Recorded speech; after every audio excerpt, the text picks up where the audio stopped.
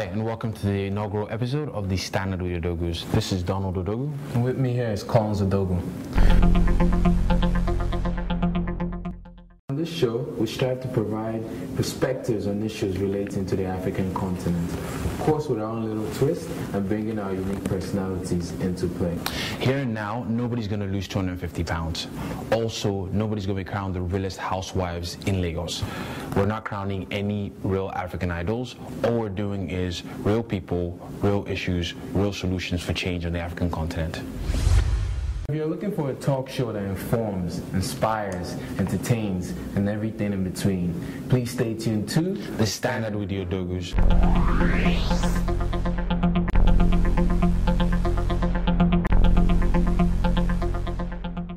Now, Collins, January 13 was pretty much Judgment Day for presidential candidates in Nigeria.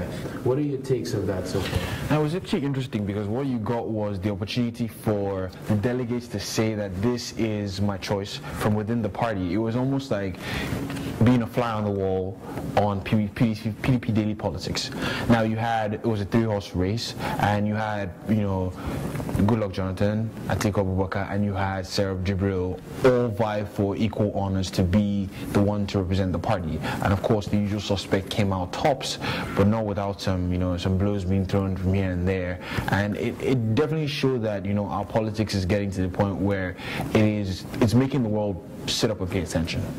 Well, it's kind of interesting to see how three candidates had 5 minutes to do their last campaigning in front of the delegates at Eagle Square, with Goodluck Jonathan emerging victorious and being the neutral guy pretty much. Atiku Abubakar having the most experience and pretty much throwing some criticisms against Goodluck Jonathan and government, and while Sarah Jibril being the only female candidate actually had a touching speech, talking about how Nigeria has been labeled as a corrupt country and with embezzlement and what's not, and how she's into it to make sure she can bring in the capacity as a good leader to change things. What are your takes on that? Now, it's actually, like, that being said, it's a step forward, but it also shows that it begs the question: are we as a country not ready to see a female candidate for presidency?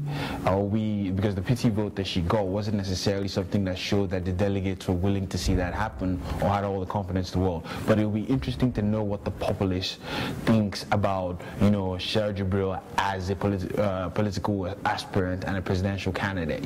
So it puts that that damper on the forward movements that we're making, because it's not like we're wholly there.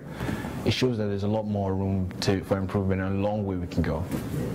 It'll be interesting to see how the campaigning periods and the election season progresses in the Federal Republic of Nigeria.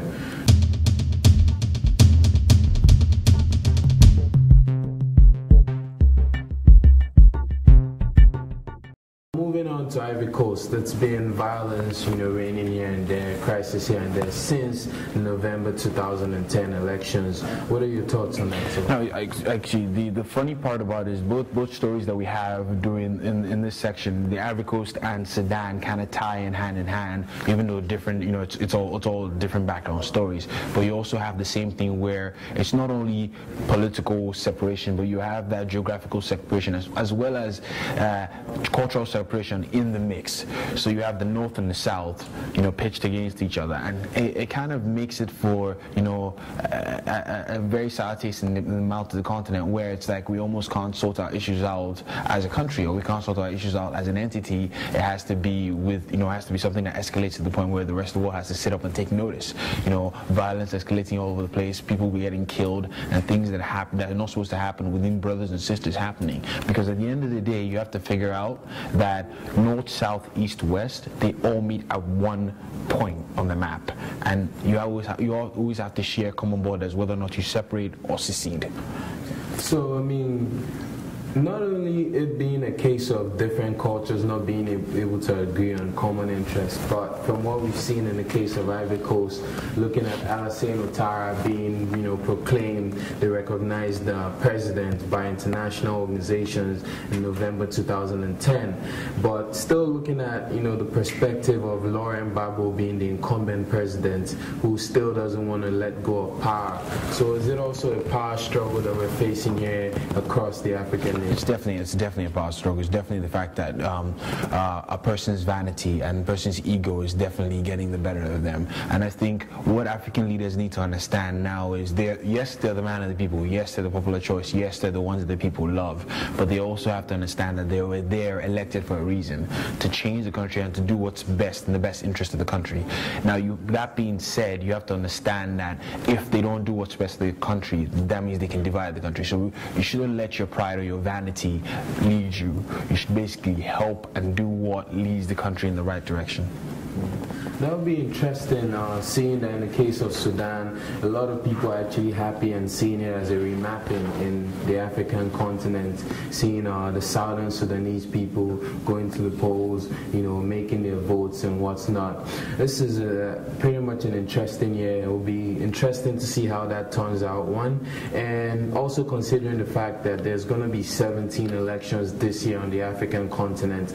It's election season now, exactly. Pretty much. And we need to really understand that it's one of those situations whereby the current issues going on now between Ivory Coast and even in Sudan, the way it's going to end is going to, be a benchmark to other African countries, other leaders, other people who are holding on to power to see, hey, is it time to make that change, or do I still have a reason to actually let that change happen? Yeah. So, I guess the bottom line is we're definitely going to see a separated or reverse amalgamated Sudan, pretty much. The next thing we're going to talk about is the sports and lifestyle.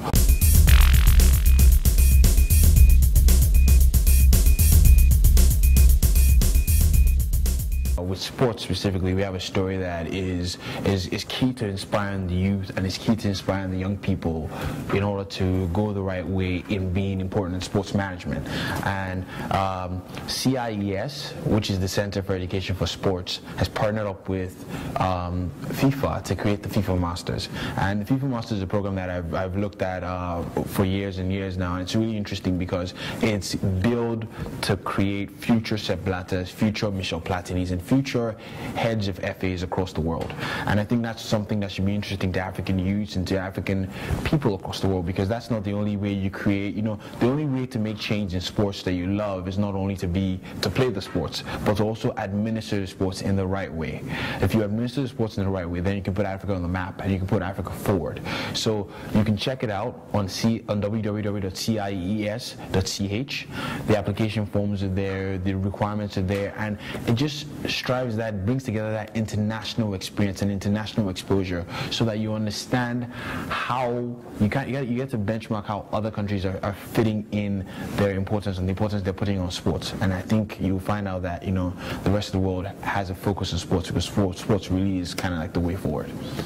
Now, FIFA has introduced the FIFA Masters program. I think it's very interesting, Collins, considering the fact that, hey, the youths or young individuals who have a passion for sports, who want to go a long way, with careers in sports, can either climb the ranks of FIFA, UEFA, or even various FAs across the world. But from my own perspective as an African, looking at Africans around the continent, especially the youths, I think it's a good initiative for them to push forward for. I think they should actually get involved in the FIFA Masters program, get the necessary trainings in sport management, and hopefully come back and use it to develop football in our continent, especially the local leagues across from North to South, East, and West Africa. So with that being said, we encourage the youths out there to go to www.cies.ch. Definitely, we get the recurring theme that 2011 is the year of implementation. A lot of things are happening this year that, we basically see that drive and that early start. Republics are being formed, treaties are being signed, Nigeria is on the precipice of being part of the BRIC nations, and you get that feeling of a sense of accomplishment from 2011 in already a short period of time. This is the point where the African continent and African countries and African people and African cultures and African languages need to figure out how to work together so that in earnest we can unify the gap. So in essence, we hope you've enjoyed the show and would ask that you please tune in to The Standard with the Odogwus.